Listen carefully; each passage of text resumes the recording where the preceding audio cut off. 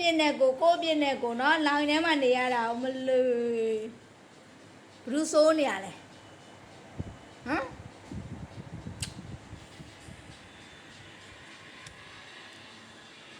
မမေကအချစ်ရတန်ရှင်းလုပ်တယ်ဘူမီကအနောက်ကဖွားတယ်မမေကအချစ်ကနေကော်ဘူးတွေလှဲထုတ်တယ်သားအနောက်ကနေပြန်ဆွဲယူတယ်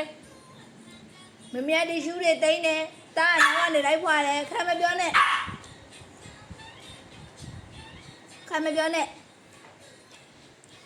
အဝီဆိုးနေမဟုတ်လားကြောမနက်မိုးလင်းလာမကြည့်စားထားတာပန်းသီးနဲ့ဥတင်းပန်းသီးအောင်တစ်ဖက်ကြံသေးတယ်ခံမပြောနဲ့တခုံးမမဖွင့်ပေးဘူးစိုးနေရလေဘယ်သူစိုးနေရလဲမမေပြောရင်မမေတန်ရှင်းလုပ်နေတယ်နောက်ကလိုက်မဖွားနဲ့လို့ပြောတယ်လေလိုက်ဖွားတယ်မဟုတ်လား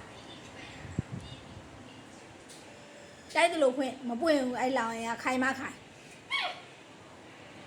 နေအဲ့ထဲမှာပဲနေဒီနေ့တနေ့ကုန်နေရမယ်24နာရီမှုရတာလေနှလုံးမပိတ်မချင်းမှုရတာလေဖအေးကနေမကောင်းပါဘူးဆိုလဲဖအေးကိုအတင်း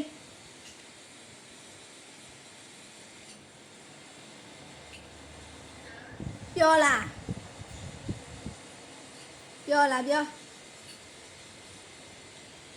ပြောလားလောင်ထဲမှာနေရတာတောက်ကြိုက်တယ်လေလောင်အိမ်မကြိုက်ဘူးလားဘူးမကြိုက်ဘူးလားလောင်အိမ်ဟမ်စိုးနေကလေးအဲ့တိုင်းပဲနေရမှာပေါ့နေမာတဲ့ကလေးဆိုရင်တော့အပြင်မှာမလေးနနက်သီးတွေဦးတင်းနေဟာမမေကနနက်သီးလေးစားလိုက်အောင်မမေကနနက်သီးလေးတွေ့မမေကလိမ့်ပါတယ်မမေကလိမ့်ပါတယ်လေမမေကလိမ့်မှာတော့နနက်သီးစားရ